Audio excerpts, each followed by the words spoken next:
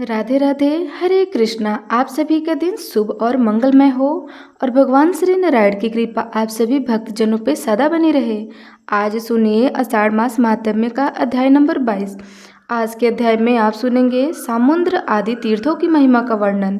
श्री ब्रह्मा जी देव ऋषि नारद जी से कहते हैं, हे नारद, समुद्र तीर्थ सब तीर्थों का फल देने वाला है।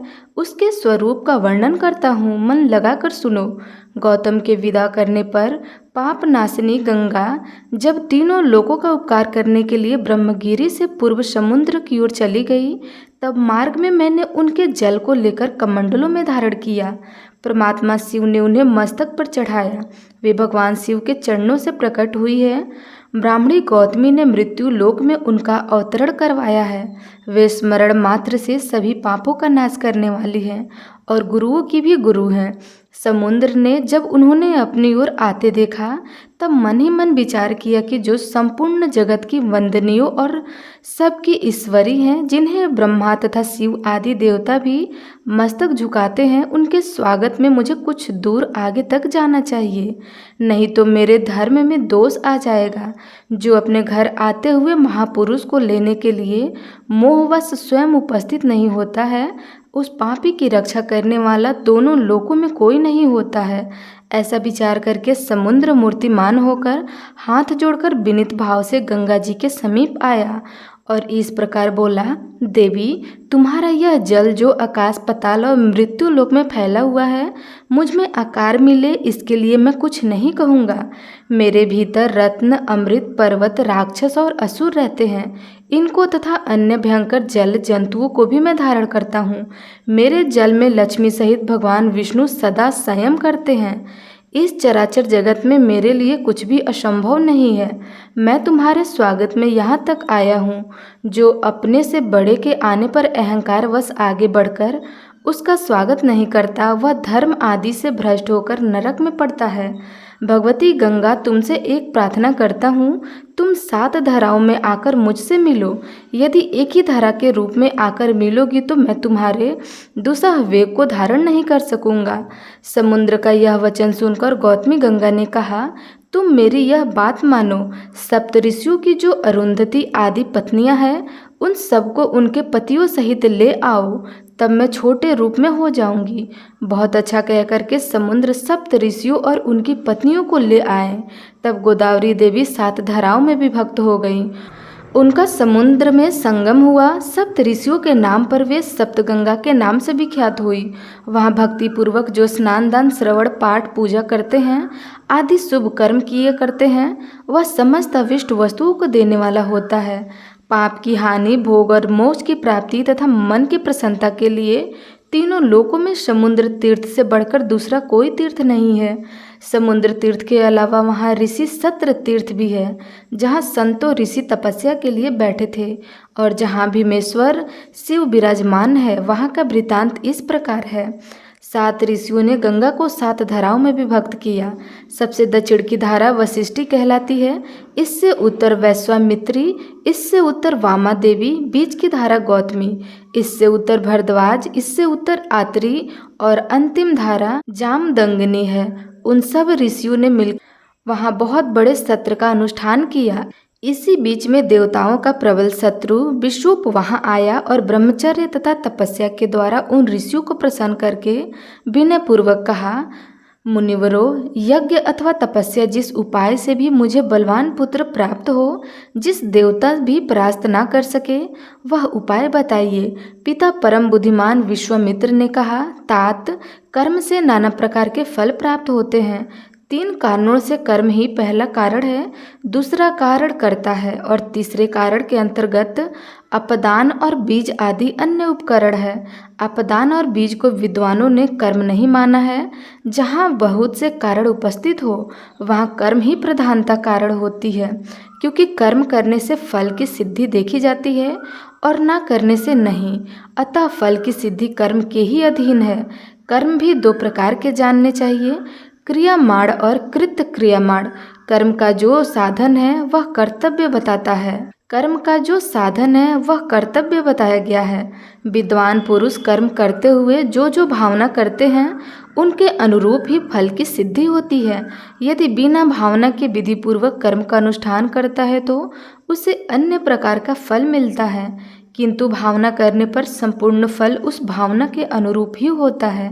अतः तप, व्रत, दान, तप और यज्ञ आदि क्रियाएं कर्म के अनुरूप भाव होने से ही अभिष्ट फल देती है। भाव भी 3 प्रकार का जानना चाहिए, सात्विक, रजस और तमस। जिस भावना के अनुरूप कर्म होगा वैसा ही फल मिलेगा। अतः फल की प्राप्ति कर्म के अनुसार और भावना के अनुरूप भी होती है। इसलिए कर्मों की स्थिति विचित्र है, ऐसा समझकर विद्वान पुरुष को अपनी इच्छा के अनुकूल भाव भी बनाना चाहिए, फिर उसके अनुरूप कर्म भी करना चाहिए। फल देने वाला भी जब फल चाहने वालों को फल देने में प्रवृत्त होता है तब उसके कर्म और भावना के अनुसार ही फल देता है। कर्म, धर्म, अर्थ, काम और मोक्ष चारों पुरुषार्थों का कारण है। यदि निष्काम भाव से कर्म हो तो वह मुक्तिदायक होता है और सकाम भाव से होने पर वही बंधन का कारण बन जाता है। अपने भाव के अनुसार ही कर्म बनता है तथा वही इस लोक और परलोक में भांति भांति के फल देता है। भाव के अनुकूल कर्म होता है और तदानुसार भोग मिलता है, इसलिए भाव सबसे बढ़कर है। तुम भी भाव के अनुसार कर्म करो, फिर जो चाहोगे वह प्राप्त कर लोगे। बुद्धिमान विश्वामित्र मुनि का कथन सुनकर विषुप ने तामस भाव का आश्रय लेकर दीर्घ काल तक तपस्या की। प्रधान ऋषियों के मना करने पर भी उसने अपने क्रोध के अनुरूप देवताओं के लिए भयंकर कार्य किया।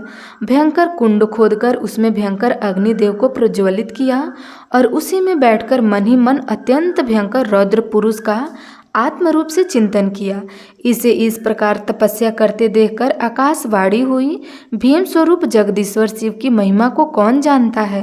वे संपूर्ण जगत की सृष्टि करते हैं तो भी उसकी आसक्ति से लिप्त नहीं होते। यूँ कहकर के आकाशवाणी मौन हो गई। मुनीश्वर गण भगवान विमेश्वर को नमस्कार करके अपने अपने आश्रम में चले गए। विषुप महान अत्यंत भयंकर था, उसके कर्म भी भयंकर थे, उसकी आकृति भी बड़ी भयंकर थी, उसके हृदय का भाव भी भयंकर ही था। उसने भीम स्वरूप भगवान रुद्र का ध्यान करके अग्नि में अपनी आहुति दे दी। तब से उसके द्वारा आराधित भगवान शंकर भीमेश्वर कहलाते हैं। वहाँ किए हुए स्नान और दान निसंदेह मोक्ष देने वाला होता है। जो सदा भक्तिपूर्वक इस प्रसंग का पाठ और श्रवण करते हैं तथा देवताओं के स्वामी भीम स्वरूप भगवान शिव को प्रणाम करते हैं, उसे भगवान शिव अपने सर्व पापहारी चरणों की शरण में लेकर मुक्ति प्रदान करते हैं। ये तो भगवती गोदावरी सर्वत्र और सदा ही संपूर्ण पाप राशि का विनाश करने वाली तथा परम पुरुषार्थ मोक्ष देने वाली है।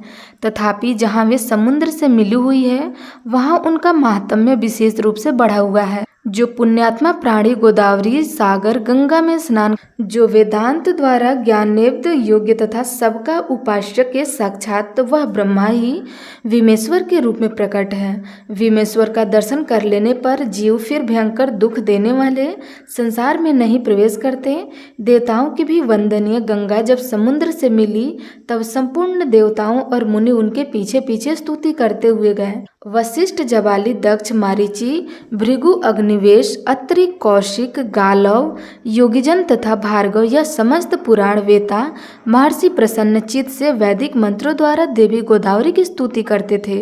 गोदावरी को समुद्र में मिली हुई देखकर भगवान शिव और विष्णु ने भी मुनियों को प्रत्यक्ष दर्शन दिया। देवताओं और पितरों ने भी सबकी पीड़ा दूर करने वाले उन दोनों देवताओं का दर्शन और स्तवन किया। आदित्य, वसु, रुद्र, मरुदगंड, लोकपाल यह सब हाथ जोड़कर भगवान शिव और विष्णु की स्तुति करते थे। समुद्र और गंगा के सातों प्रसिद्ध संगमों पर सदा भगवान शिव और विष्णु स्थित रहते हैं। वहाँ महादेव जी गौतमेश्वर के नाम से विख्यात हैं। लक्ष्मी सहित भगवान विष्णु भी वहाँ नित्य निवास करते हैं। मैंने जो वहाँ शिव की स्थापना की है वह शिवलिंग ब्रह्मेश्वर के नाम से प्रसिद्ध है। देवताओं सहित मैंने अपने लिए कारण उपस्थित होने पर संपूर्ण लोकों के उपकार के लिए भगवान विष्णु का भी स्तवन किया था। वे विष्णु वहाँ चक्रपाणी के नाम से विख्यात हैं। वही इंद्र तीर्थ भी है और उसी को हग्रीव तीर्थ भी कहते हैं। वहाँ सोम तीर्थ भी है जहाँ भगवान शिव सोमेश्वर के नाम से प्रसिद्ध है। एक समय इंद्र ने बड़े बड़े यज्ञों द्वारा मेरी आराधना करके मेरे प्रसाद से अपना मनोरथ सिद्ध किया था। तब से मैं वहीं भी सब लोगों का उपकार करने के लिए रहता हूँ। विष्णु और शिव तो वहाँ है ही। अग्नि ने जहाँ यज्ञ किया वह स्थान अग्नि तीर्थ के नाम से प्रसिद्ध हुआ। इसके बाद आदित्य तीर्थ है, जहाँ वेदम आदित्य प्रतिदिन मध्याह्न काल में दूसरा रूप धारण करके मेरा शिव का तथा विष्णु का दर्शन एवं उपासना करने के लिए आते हैं। वहाँ मध्याह्न काल में सब लोग वंदनीय है, क्योंकि नाम मालूम सूर्य वहाँ किस रूप में आए। उसके सिवा पर्वत श्रेष्ठ इंद्र गोप पर एक दूसरा तीर्थ भी है। वहाँ किसी कारणवश गिरिराज हिमालय ने महान शिवलिंग की स्थापना की थी, अतः उसे अद्रि तीर्थ भी कहते हैं। वहाँ किए हुए स्नान और दान संपूर्ण अभिष्ट वस्तुओं को देने वाला तथा शुभ है। इस प्रकार गौतमी गंगा ब्राह्मणी से निकलकर जहाँ समुद्र में मिली है, वहाँ तक के कुछ तीर्थ का मैंने संक्षिप्त में वर्णन किया है। गौतमी गंगा वेद और पुराणों में भी प्रसिद्ध है। ऋषियों द्वारा भी उनकी बड़ी ख्याति हुई है। संपूर्ण विश्व ने उनके चरणों में मस्तक झुकाया। उनका प्रभाव अत्यंत महान है। हे नारद, किस में इतनी शक्ति है जो गोदावरी की महिमा का पूरा पूरा वर्णन कर सके? जो भक्ति पूर्वक उनके गुणगान में प्रवृत्त हो, यथा कंचित उनकी महिमा का दिग्दर्शन करता हो, उसके ऐसा करने से निसंदेह कोई अपराध नहीं होगा। इसलिए मैंने भी लोक कल्याण के उद्देश्य से अत्यंत प्रयास करके गंगा के महात्म्य को संक्षेप में सूचित किया है। कौन गोदावरी के प्रत्यक्ष तीर्थ का प्रभाव बता सकता है? कहीं किसी स्थान पर किसी विशेष समय में कोई उत्तम तीर्थ प्रकट होते हैं, परंतु गौतमी में सर्वत्र और सदा ही तीर्थ का वास है। मैंने मनुष्यों के लिए सब जगह और सब समय पवित्र है उनके गुणों का वर्णन कर रहा हूँ। गौतमी में सर्वत्र और सदा ही तीर्थों का वास है। वे मनुष्यों के लिए सब जगह और सब समय पवित्र है। उनके गुणों का वर्णन कर सकता हूँ। उनके लिए तो केवल नमस्कार करना ही उचित जान पड़ता है। तब नारद जी ने कहा, हे सुरेश्वर, आप गंगा को तीनों देवताओं से संबंध रखने वाली बताते हैं। ब्रह्मासी गौतम द्वारा लाई हुई लोक पावनी गंगा परम पवित्र और कल्याणमयी है। उनके आदि मध्य और अंत में दोनों जटों पर भगवान विष्णु, शिव तथा आप व्याप्त हैं। उनकी महिमा सुनने से मुझे तृप्ति नहीं होती। आप पुनः संक्षेप में उनका महत्व बताइए। यह सुनकर ब्राह्मण बोले, बेटा, गंगा पहले मेरे कमंडलों में थी, फिर भगवान के चरणों से प्रकट हुई। उसके बाद महादेव जी के जटाजूट में निवास करने लगी। महर्षि गौतम ने अपने ब्रह्म तेज के प्रभाव से यत्न पूर्वक भगवान शिव की आराधना की, जिससे यह ब्रह्मगिरी पर आई और वहां से चलकर पूर्व समुद्र में जा मिली। भगवती गोदावरी सर्वतीर्थमयी है। वे मनुष्यों को मनवांछित फल देती है। उनका प्रभाव सबसे बढ़कर है। तीनों लोकों में कोई भी तीर्थ गोदावरी से बड़ा नहीं मानता। उन्हीं के प्रभाव से मन की सारी अभिलाषाएं पूर्ण होती हैं और आज भी उनकी महिमा का यथावत वर्णन कोई नहीं कर सकता। सब लोग भक्ति से सदा उनकी वंदना करते हैं। वे वस्तुतः साक्षात ब्राह्मण हैं। हे नारद, मुझे तो यही सबसे बढ़कर आश्चर्य की बात जान पड़ती है कि मेरी वाणी में गंगा के गुणों का वर्णन सुनकर भी तीनों लोकों में रहने वाले सब प्राणियों को बुद्धि उन्हीं की ओर क्यों नहीं लग जाती। तब नारद जी ने कहा, भगवान, आप धर्म, अर्थ, काम तथा मोक्ष के ज्ञाता और उपदेशक हैं। आपके वचनों से रहस्यों सहित छंद, वेद, पुराण, स्मृति और धर्म शास्त्र आदि समस्त वग में प्रतिष्ठित है। अतः आप बताइए, तीर्थदान, यज्ञ, तप, देव पूजन, मंत्र जप और सेवा में सबसे श्रेष्ठ क्या है? भगवान, आप जैसे कहेंगे वैसे ही होगा। इसके विपरीत कोई बात नहीं हो सकती। अतः मेरे इस संयम का आप निवारण कीजिए। तब देव ऋषि नारद जी के पूछने पर ब्रह्मा जी ने उनके संयम का निवारण किस प्रकार किया, इसके बारे में जानने के लिए आप आने वाले अध्याय को जरूर सुनिएगा।